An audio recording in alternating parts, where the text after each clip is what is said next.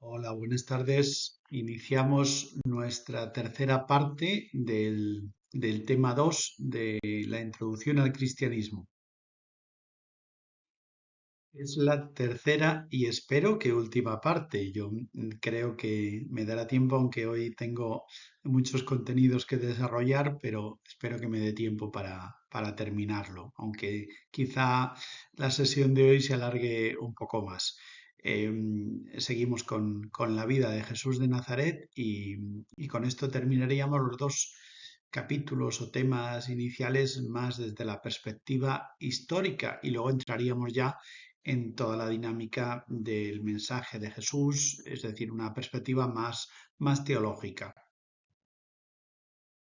Hoy en concreto lo que vamos a ver son estos cuatro puntos que nos quedan de este tema 2, que sería la interpretación cronológica con respecto a la vida de Jesús, es decir, los datos que tenemos para situar la vida de Jesús en la historia, cuando nació, cuando murió, etcétera, y el problema que tenemos con la cronología. Especialmente nos vamos a dedicar a tres momentos más en concreto de lo que es la vida de Cristo, que sería el nacimiento, la muerte y el inicio de la vida pública. Es digamos, un ejemplo de las dificultades que tenemos a la hora de fijar una cronología concreta y nos vamos a fijar en ellos. Después, el siguiente apartado sería, entramos más en detalle en algunos aspectos de la infancia, lo que se conoce como el Evangelio de la infancia, los datos que tenemos a través de los evangelios, especialmente de Lucas y de Mateo. En tercer apartado, el apartado 2.6, sería cómo, digamos, podemos situar el inicio, en qué momento también de la cronología histórica podemos situar el inicio de la vida pública de Jesús. Hay un vacío de años entre la infancia y prácticamente el inicio de la vida pública. Entonces, ¿en qué momento nos dicen los evangelios y cómo podemos situarlo nosotros?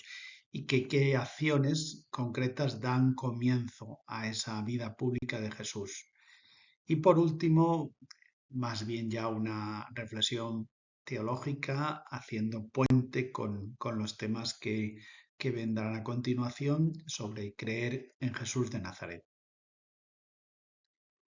El acontecimiento de Jesús es un hecho real, histórico, datable, absolutamente cierto, aunque permanece un misterio, como por ejemplo la resurrección es un misterio, ¿no? que se escapa a nuestras categorías históricas de tiempo.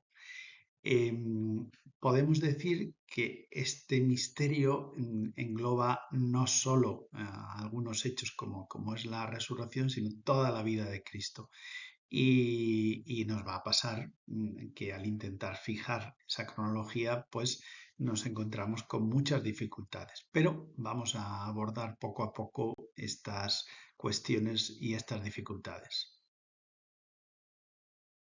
Desde que existe el cristianismo, pues todas las épocas, especialmente hago alusión aquí a la época medieval, pero todas las épocas han intentado, en muchos autores, eh, con, con muy buenos deseos, pues establecer una vida, una biografía de Jesús y escribir pues un escrito de cuándo empezó, qué hizo al principio, cómo siguió adelante, etcétera. Todo lo que es una biografía, igual que tenemos muchas biografías de hombres famosos, de santos, etcétera, pues también se ha intentado hacer lo mismo con Jesús.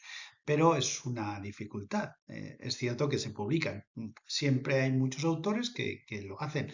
Esta imagen que tenéis aquí es un ejemplo de una de las muchas vidas de Jesús, que las vidas de Jesús son un intento a partir de los datos del Evangelio o de otros datos, como he dado yo en los días anteriores, pues tratar de reconstruir esa biografía de Jesús, ¿no?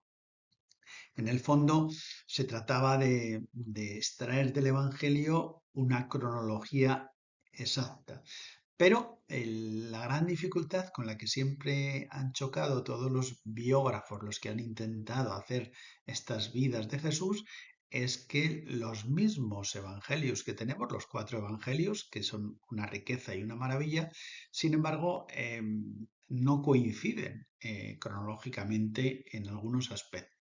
Y eso crea cierta perplejidad hasta que uno profundiza en el tema y se da cuenta de por qué cada autor escribió con esa perspectiva histórica o cronológica diferente.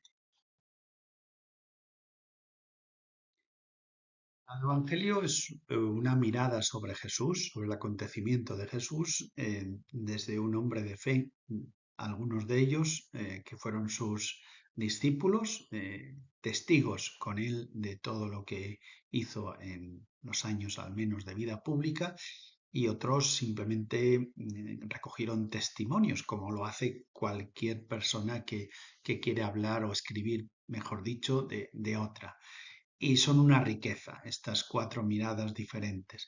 Pero ellos no se preocuparon en aquel momento de hacer una biografía. Los evangelios no son una biografía, ni ninguno de ellos es una biografía.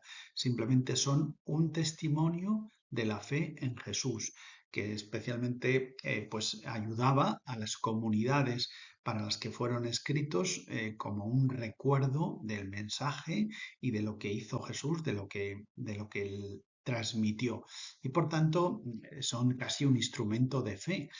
A partir de ese instrumento de fe, que es un evangelio, pues se pueden sacar muchos datos cronológicos, pero no una cronología exacta ni de todo. Porque, repito, no era la preocupación, no lo quisieron esconder, simplemente no les preocupaba. Hoy, pues algunos dirían, pero ¿por qué no dijo exactamente en qué momento había hecho esto o esto otro? Bueno, pues porque él no pretendía, igual que no contaron todo, y nos quedamos siempre con las ganas de saber qué hizo Jesús a los 20 años, qué hizo cuando tenía 14. No sabemos nada de eso. No existía esa preocupación en los evangelistas y por tanto tenemos esa limitación.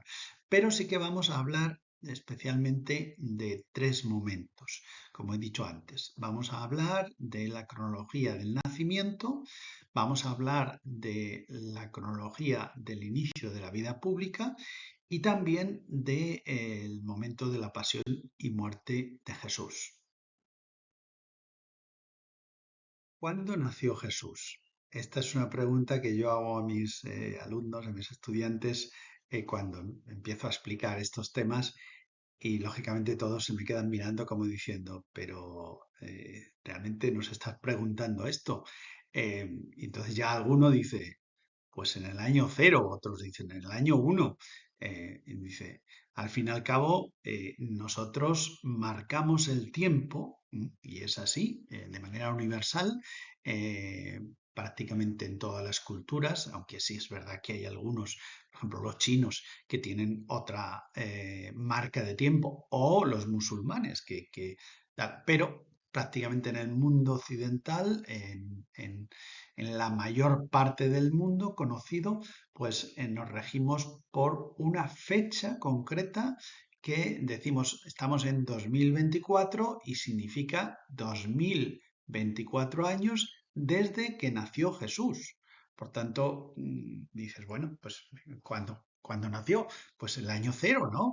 Es evidente que nació en ese momento. Pero vamos a decir que eso no es exacto. Según todos los datos, y espero que no os escandalicéis, sino que me vayáis dejando explicar todas estas cuestiones, según todos los datos, Jesús sí que sabemos que nació en Belén de Judá, una ciudad o un pueblo, podemos decir, al sur de Jerusalén, y nació en tiempos del rey Herodes, Herodes el Grande. Y cronológicamente ya avanzo una hipótesis. Nació posiblemente entre el 4 y el 6 antes de Cristo. Esto parece una broma, porque decir, vamos a ver, Cristo nace el 6 antes de Cristo, eso no me cuadra, pero es lo que voy a tratar de explicar por qué he dicho esto. Primer dato que tenemos que ver es dónde nació. Jesús en su predicación y después entre los que él vivía y los testimonios que hemos recogido de fuera de los evangelios, era conocido como el Galileo o como el Nazareno. Entonces podría interpretarse que su lugar de nacimiento debería haber sido pues, o Nazaret o una ciudad de Galilea, Cafarnaún o Nazaret. Nazaret está dentro de Galilea, pero no Belén. Belén es parte de Judea.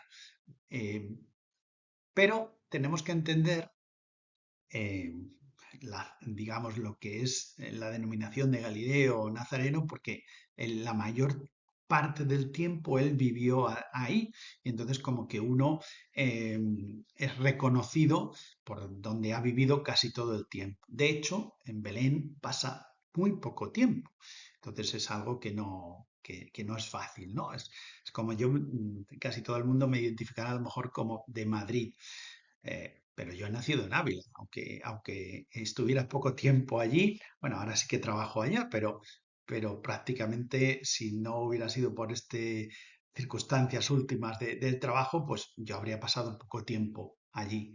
Y sin embargo, pues el lugar de nacimiento es datado por los dos evangelistas que hablan del nacimiento, Mateo y Lucas, sin ninguna duda, como Belén. Mateo dice, Jesús nació en Belén, un pueblo de Judea, durante el reinado de Herodes. Así lo dice al inicio del capítulo 2, versículo 1. Belén era la patria del rey David, es decir, de allí era David, y de algún modo entroncaba con lo que se esperaba del Mesías, que sería descendiente del rey David. Lucas, el evangelista Lucas, dice, sucedió que mientras estaban en Belén se cumplió el tiempo del alumbramiento, y María dio a luz a su primogénito, lo envolvió en pañales y lo puso en un pesebre, porque no había lugar para ellos en el mesón. En el capítulo 2 de Lucas se cuenta esto. Mientras estaban en Belén, es decir, se ve que es un periodo de tiempo provisional, no viven allí, de hecho se narra cómo vienen desde Nazaret hasta Belén y por tanto es un momento determinado en el que la Virgen da a luz allí y allí nace Jesús en Belén. Esto, digamos, vamos a decir que es lo más fácil. ¿Dónde nació? Con respecto al segundo dato, la fecha del nacimiento es donde tenemos más dificultad. Vamos a ver, la fecha la establece un monje, el monje Dionisio el Exiguo. En el año 533 ya de nuestra era, es decir, digamos después de la caída del Imperio Romano y cuando ya se están formando las primeras naciones independientes, el inicio de la Edad Media, pues este monje, eh, ya una vez desaparecida Roma, pues dice que la datación que hasta entonces, como se contaban los años entonces, era precisamente desde la fecha de la fundación de Roma.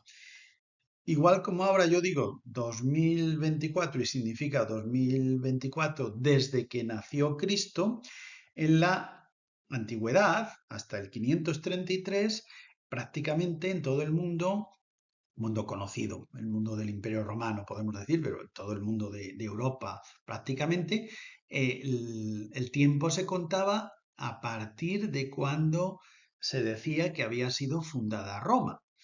Eh, y eso, pues, era así. Después, cuando nosotros historiamos la vida de los césares, de los emperadores romanos, del Imperio Romano, lo trasladamos ya a nuestro cómputo actual, que es a partir de Cristo. Pero en aquella época no se contaba, porque el cristianismo no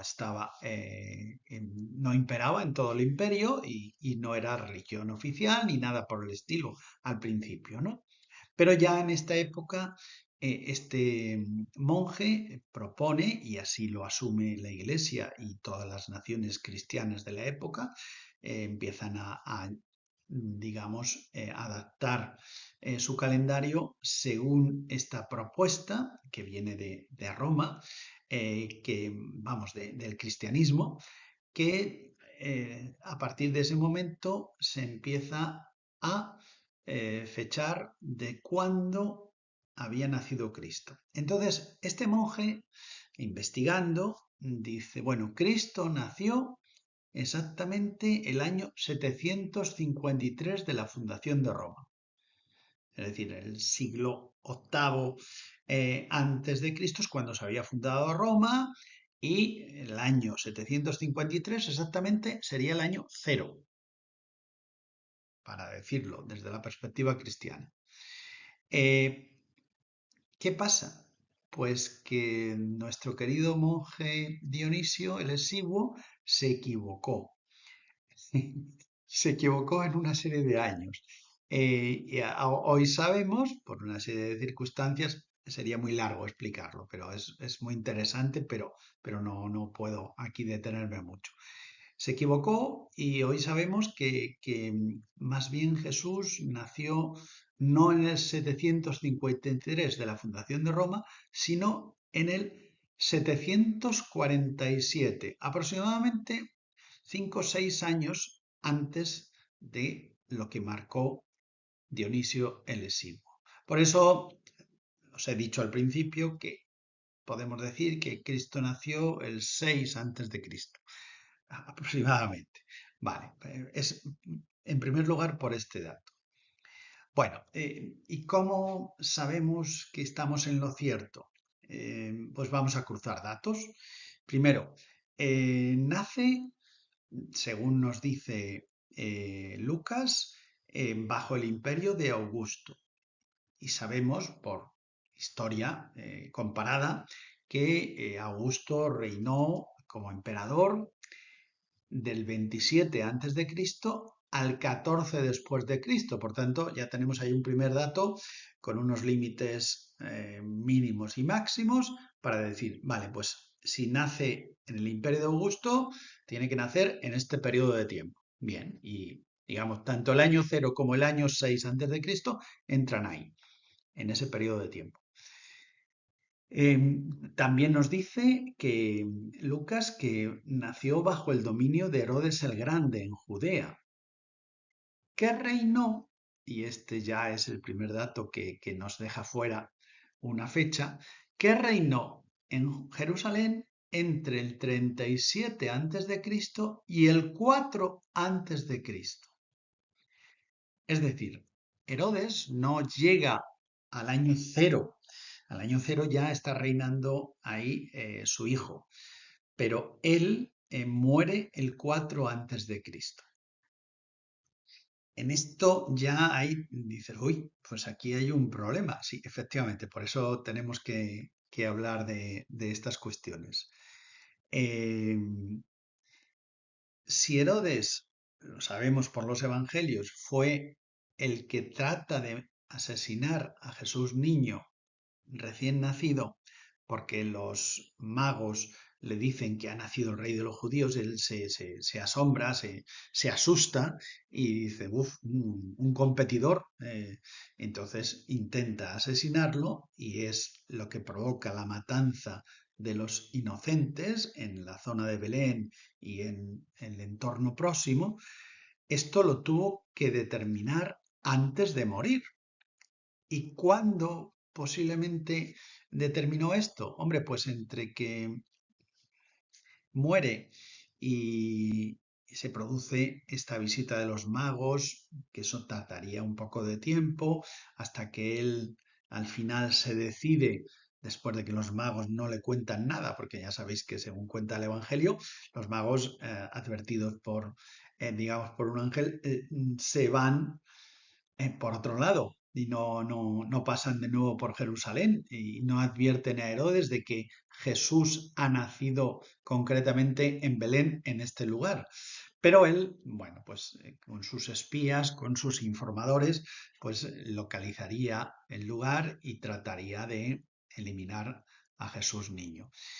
Pero eso lleva un tiempo y algunos historiadores plantean como unos 2 años entre que nació Jesús y posiblemente Herodes da las órdenes para la matanza de los inocentes. Por eso, de hecho, se dice que él dio las órdenes de matar a todos los niños de 2 años para abajo.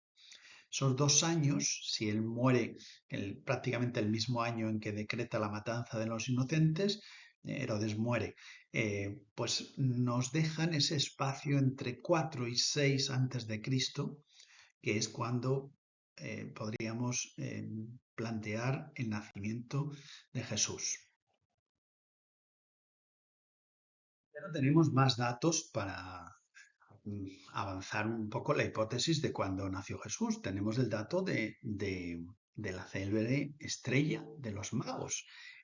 Aunque algunos dudan de su existencia, sin embargo, desde el punto de vista astrológico, se han estudiado bastantes cuestiones al respecto, ¿no? Eh, Podemos decir, bueno, desde el punto de vista astronómico, ¿no? Que hay registros astrales desde muy antiguo. Y, por ejemplo, los chinos tienen marcado un cometa que atravesó los cielos en torno al año 5-4 antes de Cristo. Y también hay otro fenómeno que entonces se conocía como, digamos, una confluencia de dos planetas, concretamente Júpiter y Saturno, que se ve en el cielo de vez en cuando y que puede inducir incluso a plantear eso es como un cometa, ¿no? Una estrella que brilla especialmente, y eso se produjo en el año 7 antes de Cristo. Eh, bueno, es algo que podríamos hacer coincidir, no lo sabemos, pero ahí está, otro dato. Al mismo tiempo, lo he dicho ya antes, pero el límite que tenemos siempre es que Herodes muere el año 4 antes de Cristo. Por tanto, después de él no podemos plantear el nacimiento de Jesús. O sea, Jesús no puede nacer el 3 antes de Cristo o el 0, el año 0, porque no casaría con la cronología de Herodes, que esa sí que es, digamos, bastante bien datada. Eh, y luego os expongo en este gráfico esos límites. Es decir, si Herodes muere el 4 antes de Cristo, Jesús tiene que haber nacido antes. No pueden hacer después y además no en el mismo año, quizá un poco antes. Por eso, incluso la muerte de los inocentes es otro dato que tenemos que está ahí. Y un tercer dato que no he mencionado en el texto, pero que sí que es importante, es el tema del censo. El famoso censo que hace que la Sagrada Familia, María y José, tengan que salir de su casa de Nazaret y dirigirse a la ciudad de origen de su familia. Lógicamente, si pensamos en la ciudad de origen de José, que él era de la familia de David, pues ese lugar de origen era Belén y ahí tenía que ir a empadronarse, a censarse. Esta cuestión del censo ha sido muy debatido y tampoco voy a entrar en miles de detalles porque se ha dicho, no, ahí es una equivocación absoluta de Lucas y se lo inventó porque no se encontraba un censo en la antigüedad que hiciera referencia a esto. Porque él dice, bueno, este fue el segundo, fue un censo de Quirino, el primer censo de Quirino, etcétera, y quedaba ahí la cuestión. Quirino era el gobernador de la zona de Siria que, bajo mandato del emperador, pues habría mandado hacer un censo de la zona. Vale, este dato dice uno, bueno, pues bien, sería el censo que provocaría este viaje a Belén de la Sagrada Familia. Pero Flavio Josefo, el historiador judío Flavio Josefo, el historiador, digamos, que estaba contratado por los romanos para algunas cuestiones judías, hablando del censo de Quirino, dice que Quirino hizo el censo en el 6 después de Cristo. Y entonces algunos dijeron, claro, pues está claro, Lucas amañó los datos y sencillamente no existía ese censo. Lo que pasa es que él había oído hablar de ese censo de Quirino y dijo esto, pero no coincide.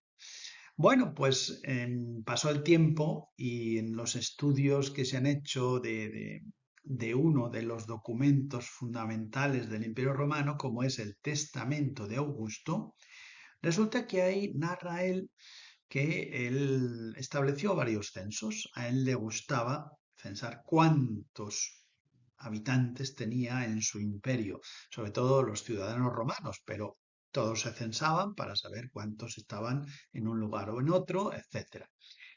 Y resulta que hay 3 censos en la época del emperador Augusto y uno de ellos se inicia porque no es como ahora, dices, bueno, ahora si tienes que hacer el censo es algo rápido.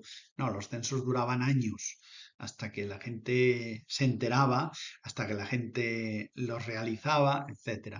Y uno de ellos, de estos censos del Imperio Romano, se inicia el año 8 antes de Cristo. Eso, digamos, empieza en Roma, pero se va extendiendo por las provincias del imperio. ¿Puede coincidir con esta situación? Puede coincidir. Por entonces, es verdad que Quirino no era directamente el gobernador de Siria, pero sí que estaba en la zona. Ya desde unos cuantos años antes, él estaba en algunas tareas imperiales en la zona de Turquía y acercándose a Siria. Eso es lo que pone en la cuestión de Quirino disponible en la tabla. Es decir, sí que estaría la posibilidad de que él hubiera intervenido mandando ese censo anteriormente como parte del censo del emperador. Bueno, es una posibilidad, no podemos decir nada seguro, hay incluso algunos que traducen de otro modo el texto de Lucas sobre el censo de Quirino, pero ahí está el dato, ¿no? Visto y cruzando todos estos datos, parece ser que el nacimiento de Cristo podríamos establecerlo aproximadamente entre el 6 o el 5 antes de Cristo. Esa es la conclusión a la que se llega cruzando todos los datos que hemos dicho.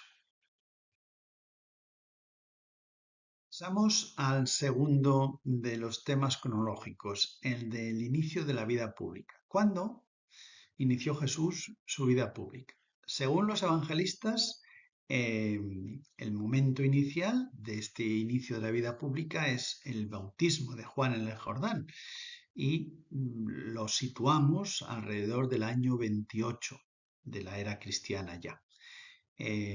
Marcos nos dice en el texto que podemos decir, o el Evangelio de Marcos se supone que es el primero que se escribe, dice, por aquellos días llegó Jesús procedente de Nazaret, de Galilea, y Juan lo bautizó en el Jordán. Lucas precisa un poco más y dice, ya él da muchos datos. Lucas será un escritor griego que le gustaba la precisión y sí que marcaba siempre ciertas posibilidades de que nosotros comprobáramos en qué momento está hablando, está sucediendo un hecho. Y dice, corría el año 15 del reinado del emperador Tiberio. Poncio Pilato gobernaba Judea Herodes en Galilea, su hermano Filipo en Iturea y Traconítida, y Lisanias en Abilene. Esto nos lo dice al inicio de la vida pública en el capítulo 3 de Lucas. La historiografía prácticamente ha comprobado todos estos datos y efectivamente, si hablamos del año 28, coinciden todos. Es decir, Tiberio es emperador del año 14 después de Cristo al 37 después de Cristo. Por tanto, en ese intervalo cuadra el año 28. Poncio Pilato es gobernador de Judea del 26 al 36 después de Cristo. También cuadra perfectamente. Herodes Antipas, uno de los hijos de Herodes el Grande, pues gobierna desde el 4 antes de Cristo, cuando muere su padre, hasta el 39 después de Cristo. Por tanto, también entra ahí ese año 28. Y por último, Filipo eh, era también, digamos, regente de esas otras provincias. Del 4, Filipo también era otro hijo de Herodes, al 34 después de Cristo. Por tanto, todos ellos están coincidiendo perfectamente con este dato del 28 como inicio de la vida pública de Jesús. Si pensamos que él ha nacido en torno al 5 o 6 antes de Cristo, pues Jesús iniciaría su vida pública con unos 33 años aproximadamente. Algunos de los que no se hayan dormido en mis explicaciones me preguntará, Fernando, suele pasarme entre mis alumnos, Fernando, te has olvidado de Lisanias, de Abilene. Y voy a ello, porque efectivamente era el último de los que Lucas ponía como para encuadrar este inicio de la vida pública. Durante mucho tiempo, vamos, durante 20 siglos, prácticamente este Lisanias no se le conocía, o sea, no se sabía nada de él, no teníamos ningún dato. Y de hecho se sabía que había otro Lisanias que había muerto, que había sido tetrarca de Abilene, en la zona de Damasco, y que había muerto el 36 antes de Cristo, es decir, 36 años antes de que, no solo 36, 36 más 28, podemos decir, muchísimo tiempo antes. Y decían de nuevo, Lucas se equivocó otra vez. Otro error de Lucas, otro apaño para hacer cuadrar, pero esto no, Lucas nos miente, decían. Bueno, pero gracias a Dios la arqueología le ha dado razón al bueno de Lucas, porque hace muy poco, es decir, en estos años anteriores, pues se ha descubierto un, un fragmento, una estela, una inscripción en la cual se ha encontrado en esa inscripción que habla de un tal Lisanias, que sería el regente de esa zona de Abilene, que prácticamente viviría entre el 14 y el 29 después de Cristo y que sería eso, el regente de Abilene. Y por tanto, bueno, esto se ha encontrado en Ávila, pero Ávila con B, que en el mapa está justo al extremo norte. Ahí viene la región de Abilene y Ávila, y ahí se ha encontrado que es la referencia que hace Lucas y coincide plenamente. Es decir, sí que existía un Lisanias. Hay muchos escritos, muchos artículos que decían, denigraban de Lucas por esos engaños. Pues no es verdad, Lucas tenía razón. Existía un Lisanias precisamente en esa época cuando Jesús inicia su predicación en la vida pública. Tercera cuestión cronológica. ¿Cuándo murió Jesús? Bien, esto más o menos también hay cierto consenso, pero también hay algunos problemas. De acuerdo con la investigación histórica, Jesús murió el viernes 14 de Nisan. Es un mes que los judíos situaban siempre entre marzo y abril, 14 de Nisan del año 783 de la fundación de Roma. Trasladado a el calendario actual, sería el 7 de abril del año 30 después de Cristo. Según Juan, el Evangelio de Juan, que se planteó también al, al- al evangelista Juan, dice, bueno, Juan no es muy exacto, pues parece ser que hoy en día se le da más razón a Juan. Juan sería el día de la preparación de la Pascua, el día previo a la Pascua, o sea, es el viernes. ¿No? En la Pascua sabéis que los judíos la celebraban los sábados, el Sabbat. El sábado era para ellos pues el día grande de la fiesta de la Pascua. Y moriría precisamente el día de la preparación, y por tanto es el día en el que se sacrifican los corderos, que es un dato que Juan señala mucho. Juega mucho con los símbolos y el tema de que el sacrificio de los corderos pascuales se identifique con el sacrificio de Cristo cuando Él ofrece su cuerpo y su sangre por nosotros, pues también es muy, muy simbólico, pero es la realidad, ¿no? De lo que pasó. En cambio, los sinópticos, o sea, Mateo, Marcos y Lucas, los otros tres que se llaman así sinópticos porque los tres van como muy unidos en cuanto a la cronología y en cuanto al relato de los hechos, eh, interpretaban que había sido el 15 de Nisan. eh, y de alguna manera esto nos llevaba al día 8 de abril de ese año. En lo que todos coinciden es que murió en viernes, lo que nosotros conocemos por el Viernes Santo. Las dudas surgen porque los sinoptios quieren hacer la última cena como una cena pascual. San Juan, sin embargo, parece identificar el momento de la muerte más bien con ese momento del sacrificio de los corderos en el templo, y no es exactamente una cena pascual, sino es una cena previa. Bien, esa es una discusión que tampoco voy a entrar para no liaros mucho. Si entramos en esta discusión de quién tuvo razón, si Juan o los otros tres evangelistas, los sinópticos, pues a ver, el 14 de Nisan, según dice Juan, que muere Jesús, cayó en viernes el año 30 y el 33.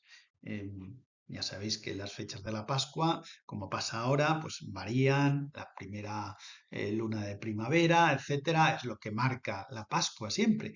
Entonces, el 15 de Nisan cayó en viernes, según la cronología que dirían Mateo, Marcos y Lucas, que Jesús muere el 15 de Nisan, pues cayó en viernes el año 27, el año 34. Yo creo que es evidente que estamos hablando más bien del año 30, y coincide, y no tanto el año 34 ni el 27, ni siquiera el 33. Podemos decir que casi seguro que es el año 30 el que muere Jesús, el 7 de abril del año 30.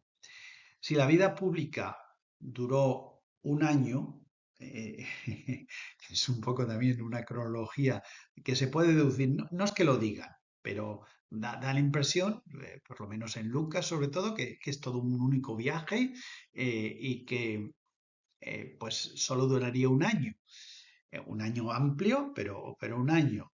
Eh, digamos, si se inició en la vida pública en enero del 28, la muerte habría sucedido en el año 29.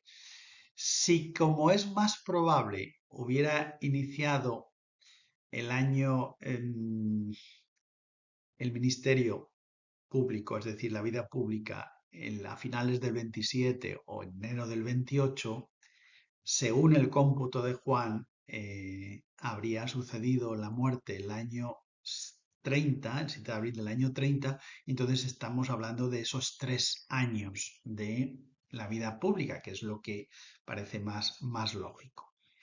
Por tanto, en este sentido damos más credibilidad a Juan, a la cronología de Juan. Pero no es que los otros digamos, no son buenos historiadores o que no cuentan bien el tiempo, no, sencillamente no les preocupaba. Entonces dan los hechos justapuestos, ahora ocurren estos milagros, ahora ocurren estas parábolas, y luego vienen estos hechos, estas controversias de Jesús con los fariseos, pero lo han ordenado según sus recuerdos para una predicación, no para establecer una cronología. Y eso es lo que nos hace sacarnos de nuestras casillas a veces y decir, pero ¿cómo no lo hicieron todo ordenado de tal manera? Bueno, pues porque no pretendían eso. Entonces hay que, digamos, desentrañar un poco y seguir en este caso a Juan, ¿no? Y Jesús, lógicamente, si había nacido el 6 antes de Cristo y muere el 30, pues tendría unos 35, 36 años aproximadamente. Bien, pasamos ahora al Evangelio de la Infancia. Antes de pasar, simplemente un comentario. Espero no hacer tambalear la fe a nadie por estas cuestiones, estas disquisiciones cronológicas. No es esa la intención, pero sí que es bueno conocer, pues eso, las dudas que hay sobre estos temas que no afectan para nada a nuestra fe. Es algo que digamos, la fe en Cristo que está por encima de estas cuestiones. Pero sí que es bueno conocer humanamente, porque a veces podemos ser requeridos a que demos cuenta de nuestra fe en estos aspectos. Conviene que los primeros que tenemos que conocer esto somos nosotros, para no escandalizarnos ni decir tonterías al respecto, hablando de, no, esto es así. No, hay que ver que hay una serie de cuestiones que están en debate al respecto. Vamos a ver entonces el Evangelio de la infancia, es decir, algunas cuestiones también de datos, cronología y otros aspectos, concretamente de los momentos iniciales de la vida de Cristo. Voy a centrarme en 5 datos que podemos deducir de los relatos de la infancia. Ya sabemos que estamos siempre en 2 evangelistas que nos hablan de la infancia solamente, Mateo y Lucas. Los 2 capítulos de Mateo y los 2 capítulos de Lucas que nos hablan de la infancia. El primer dato es que Jesús es el descendiente de David. Es decir, es la famosa genealogía que encontramos tanto en Mateo como en Lucas, situados en distintos lugares, y que refleja algo que era una tradición y que es todavía una tradición. Si ahora uno conoce a una persona judía de religión judía y que se le pregunta por sus antepasados, te podría recitar perfectamente las generaciones de antepasados, porque eso lo llevan como pues algo, un orgullo nacional.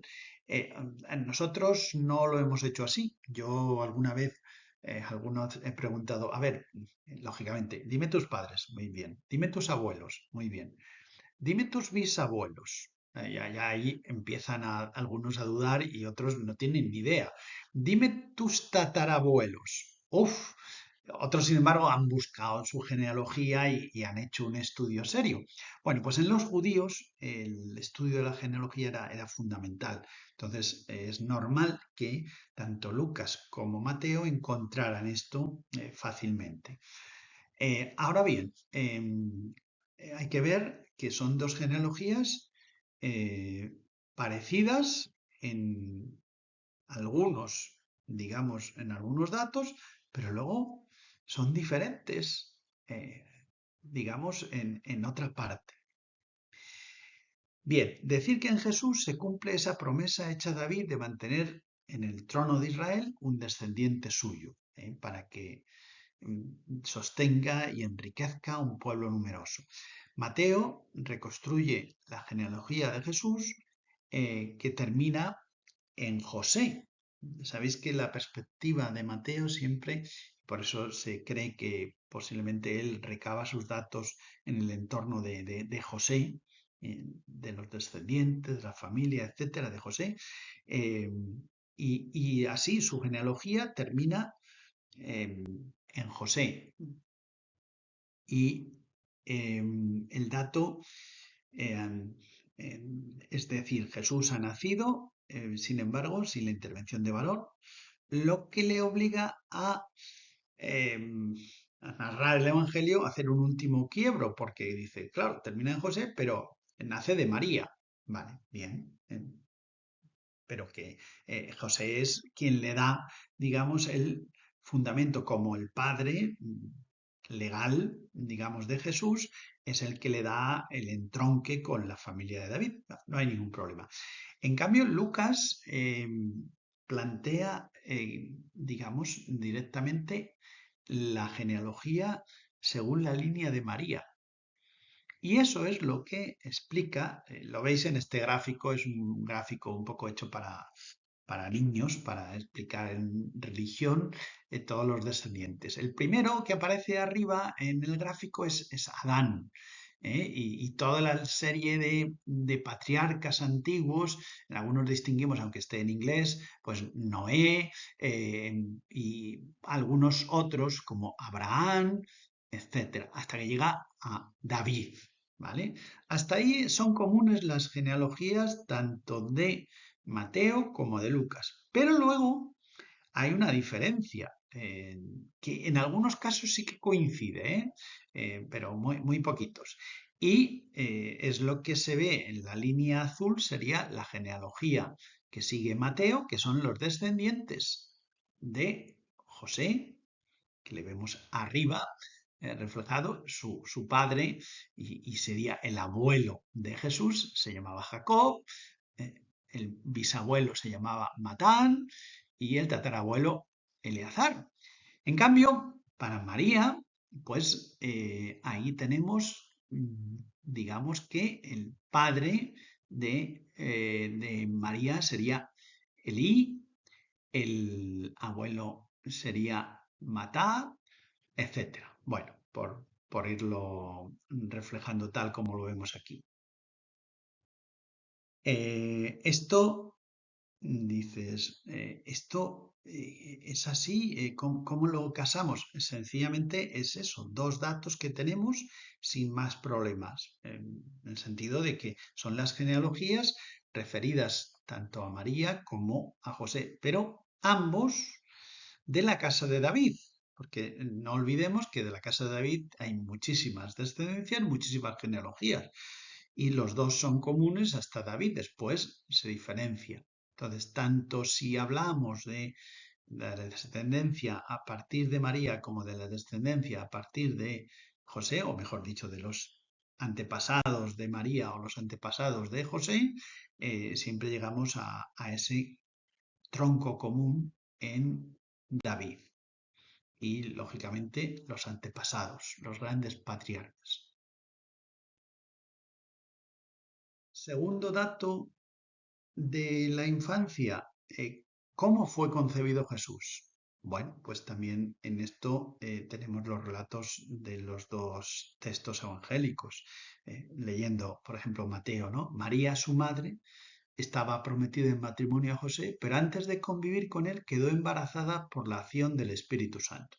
Ahí vemos el dato, conocemos el texto de Lucas, que es el texto de la Anunciación, cuando María recibe el anuncio del ángel Gabriel y que le pide de parte de Dios si ella accede a ser la madre del Mesías. Lógicamente María dice que sí, hágase en mí según tu palabra, aquí está la esclava del Señor. Y bien, en ambos casos el dato es claro, no hay intervención de varón. Jesús, de manera milagrosa, es verdaderamente el Hijo de Dios. Ha sido concebido sin intervención de varón por obra del Espíritu Santo. Pero también Jesús es verdaderamente Hijo del Hombre, en el sentido de que nace de una mujer como todos los niños. Ha recibido la plena humanidad, precisamente en las entrañas virginales de María su madre y por tanto nace como cualquier niño. Jesús es el liberador de Israel, es el descendiente legal de David. José recibió a María en su casa y puso nombre al niño para que se cumpliesen las promesas, porque es el Padre el que pone el nombre, aunque ese nombre ha sido revelado a María, ¿no? Que le pondrás por nombre Jesús. Este dato ya lo hemos mencionado anteriormente. El nacimiento de Jesús tiene lugar en Belén, en tiempos del rey Herodes.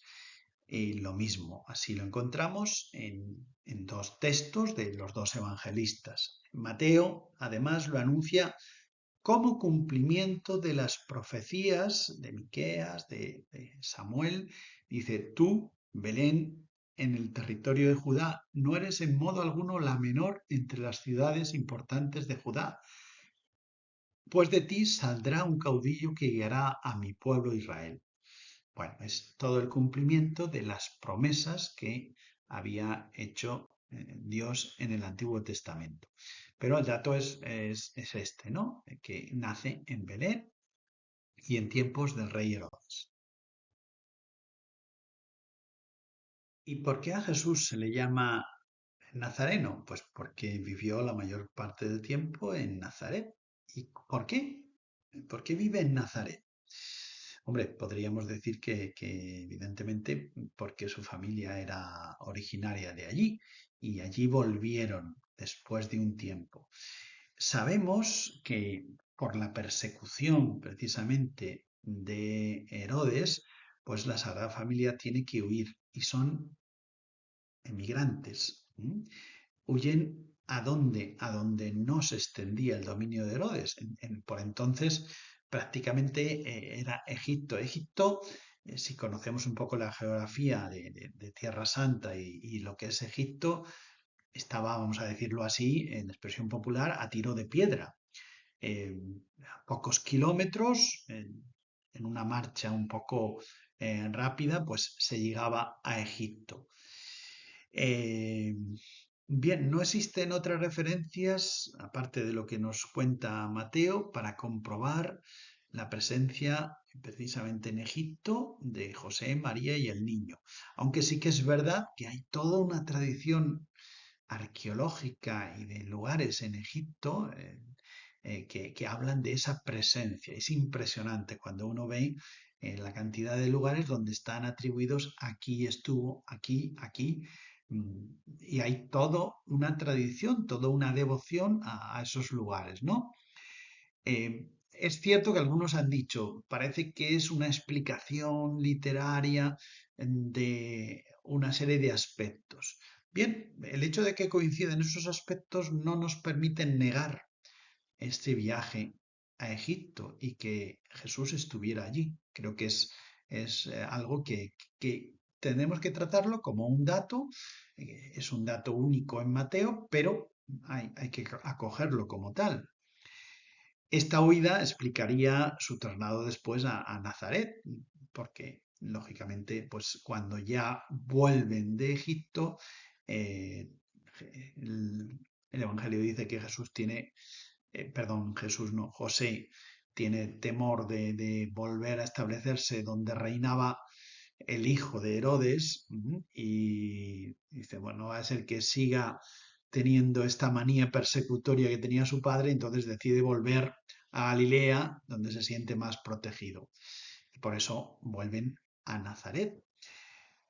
Pero al mismo tiempo, la imagen de Jesús, ese paso por Egipto y esa vuelta de Egipto, de alguna manera refleja que Jesús es el nuevo Moisés, que como Moisés, perdón, liberó a su pueblo de Egipto y lo llevó a la tierra prometida, pues de alguna manera Jesús vuelve a esa tierra, ¿no? Y quinto y último dato, es que no hay ningún dato sobre la adolescencia y la juventud de Jesús. Solo tenemos, bueno, sí que hay un dato, y es el famoso pasaje al final del capítulo 2 de Lucas sobre Jesús. Hablamos de Jesús niño, pero vamos a decir que el pasaje se inicia narrándonos un Jesús niño, pero que al final de ese pasaje ya tenemos un Jesús, vamos a decirlo también así, adolescente. ¿Por qué? Porque la ceremonia que se supone que a los 12 años, que es donde sitúa Lucas este momento, se iba a celebrar, es el famoso Bar Mitzvah. Es el momento en el que los niños y las niñas, normalmente las niñas a los 12 años y los niños judíos hacia los 13 años, pues digamos que adquieren categoría de miembros del pueblo de Dios, miembros del pueblo judío, porque es el momento en el que ellos por primera vez leen la escritura de manera pública. De algún modo es, como decirlo en terminología cristiana, entenderme bien, es como la primera comunión o casi la confirmación. Es el momento en que ellos tienen responsabilidad ante la ley judía y es una fiesta. Yo cuando estuve en Israel, una de las veces, pues pude observar, coincidió una de estas fiestas y bueno, pues fue muy, muy bonito, ¿no? Como, digamos, el adolescente pues deja de ser niño y pasa a la edad adulta propiamente con este momento. Ese es el momento que se narra cuando Jesús se queda en el templo y no lo saben sus padres, ¿no? Y luego tienen que volver a buscarle todas esas preguntas, esas dudas de la Virgen, que no sabe, no entiende la situación, pero que Jesús de alguna manera ha manifestado ya una pequeña revelación de que Él es el Hijo del Padre, fundamentalmente, y que está llamado a otras cuestiones, ¿no? Y Lucas termina ahí el Evangelio de la Infancia y dice, después el niño regresó a Nazaret con sus padres y siguió sujeto a ellos. Y Jesús crecía y con la edad aumentaba su sabiduría y el favor de que gozaba ante Dios y la gente. Y se acabó. Y ahí de nuevo decimos, pero ¿por qué no nos habéis narrado algo de lo que Jesús hizo? ¿Dónde trabajó? En el taller con su padre, lógicamente. ¿Cuánto tiempo vivió José? ¿Qué hizo Jesús? Sí, una de las hipótesis que hay es que al lado de Nazaret, sí, una de las ciudades que creció más en aquella época es Séforis, que los romanos pues establecieron especialmente y que, bueno, o la misma Cesarea Marítima que está cerca. Todos esos lugares a lo mejor necesitarían de carpinteros, de un ebanista, de esos trabajos de un artesano manual, como era Jesús, y posiblemente él haría ahí. De nuevo, vuelvo a mencionar la serie de Chosen. Ahí se plantea que una de las situaciones de los primeros discípulos de Jesús, que son Santiago el Menor y Judas Tadeo, según de Chosen, digamos, le habrían conocido, al menos Judas Tadeo, precisamente en la construcción que estaban haciendo en una de estas ciudades.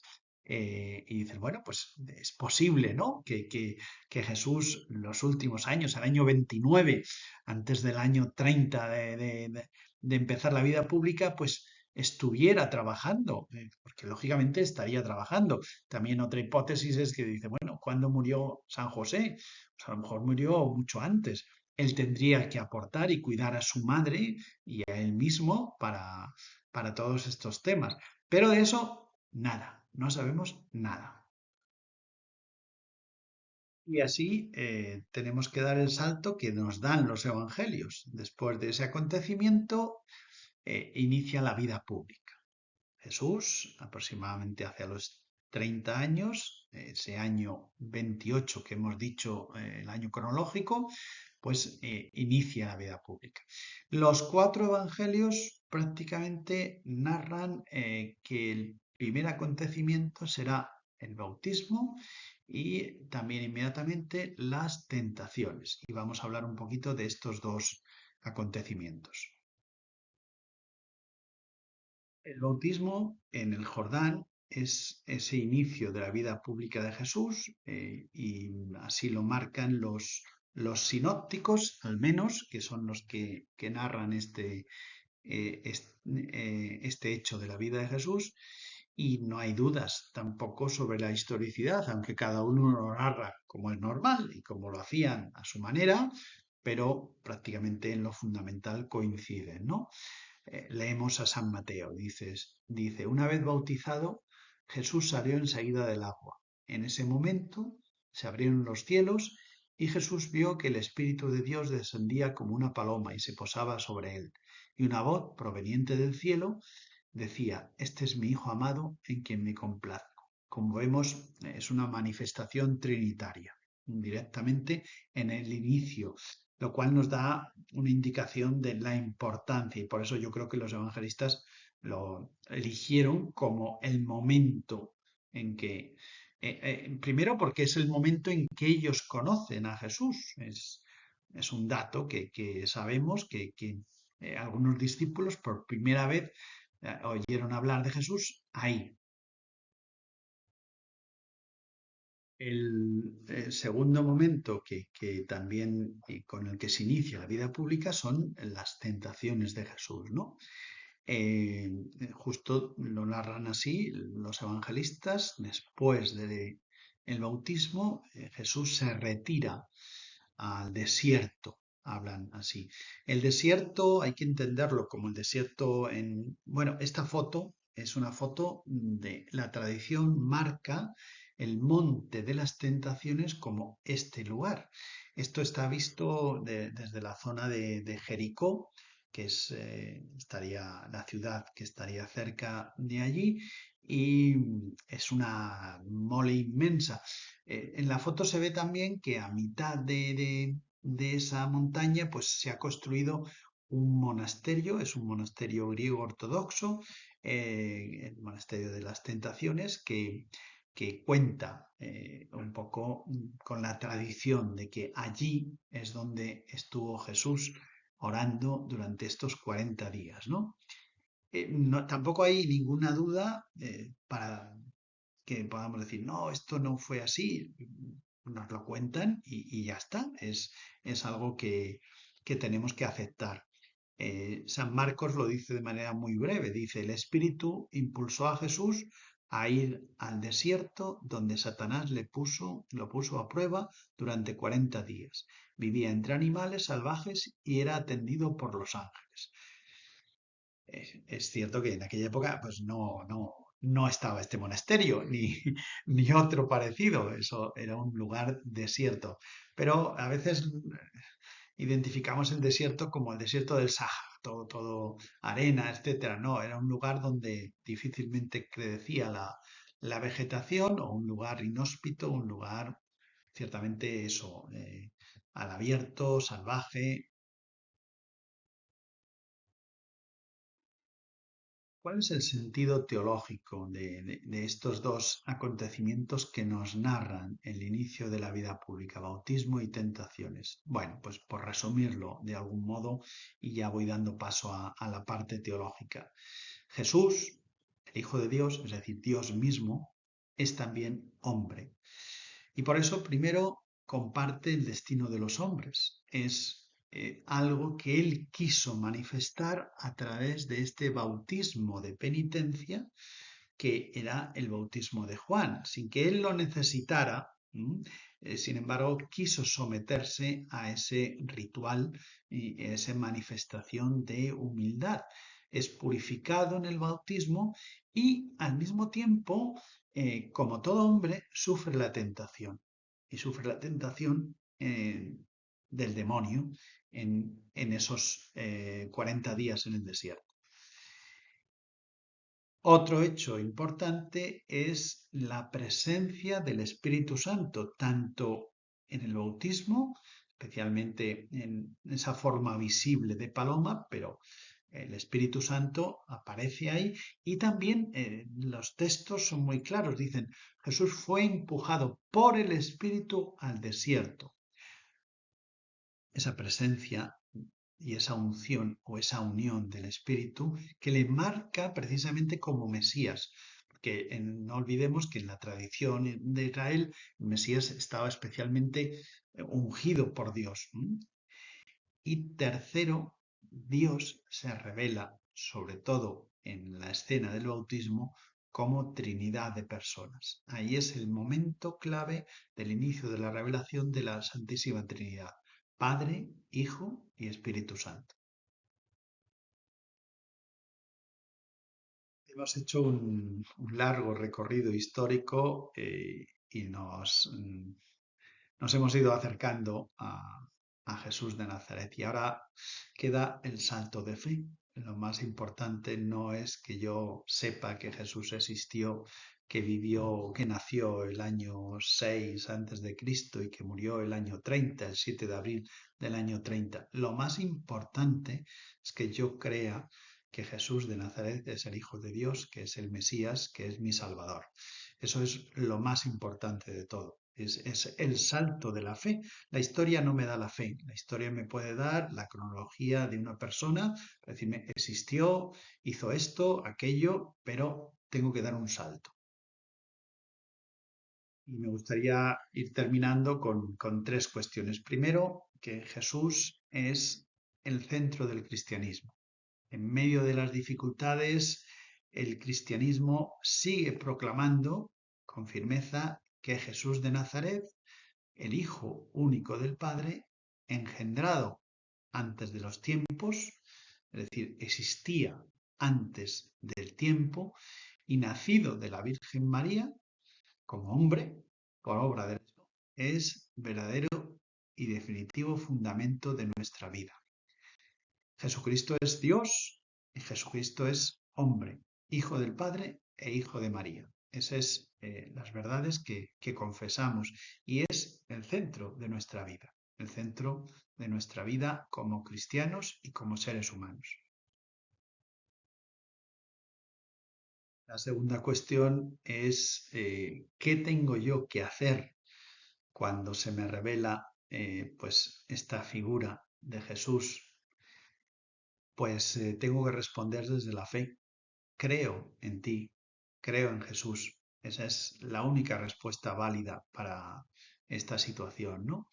La revelación de Dios encuentra en el hombre esa respuesta o pide del hombre esa respuesta de la fe, que no es obligada, es absolutamente respetando nuestra libertad, igual que en el ejemplo de María, se le pide si ella acepta ser la madre del Mesías, pues igual a nosotros Dios nos llama, Dios nos invita a ese salto de fe, ¿no? Esta fe tiene como razón y fundamento al mismo Cristo, hecho hombre por nosotros, pero esta fe solo tendría sentido si verdaderamente confesamos la verdad sobre Jesús en un doble sentido. Verdad histórica, que es lo que he tratado de mostrar con todos sus elementos de existencia temporal, en una época, en un tiempo, pero también es verdad teológica, que reconoce en él, en este hombre, al Hijo del Padre, encarnado por obra del Espíritu Santo y por tanto reconoce a Dios mismo. Y termino con la imagen de este Jesús que nos llama a nuestra puerta y que vuelve insistentemente a querer entrar en nuestra vida. Cristo es nuestro fundamento. Como consecuencia de la proclamación de Jesús como verdadero Hijo de Dios, nacido en el tiempo para nuestra salvación, se desarrolla toda nuestra vida cristiana. Sin Él, todo sería absurdo. Sin Él, todo sería un invento vano. Con Él, todo llega a su plenitud y todo tiene sentido. Vivir en cristiano es creer en Cristo y en esta fe acoger la palabra de Dios. Una vez que acojo esa palabra de Dios, adecuar mi vida a la vida del Evangelio y por tanto así puedo celebrar la fe y vivirla en comunidad, es decir, vivir en la iglesia. Pero el fundamento es Cristo, Él es el único fundamento. Todo lo demás, digamos, es consecuencia. La iglesia, palabra de Dios, el Evangelio, todo lo que se manifiesta, es consecuencia de mi fe en Cristo. Y más que nada, no de mi fe, sino de Él. El fundamento es Él, no que yo crea o no crea. Él está ahí por encima de todas las cosas, Él existe y Él es el que da sentido a todo. Pues nada, que le dejemos entrar, ¿m? Que cada día tengamos más cerca de nosotros. Termino aquí ya este tema segundo y bueno, anticipo que el tema tercero será sobre el mensaje de Jesús. Hasta otro día.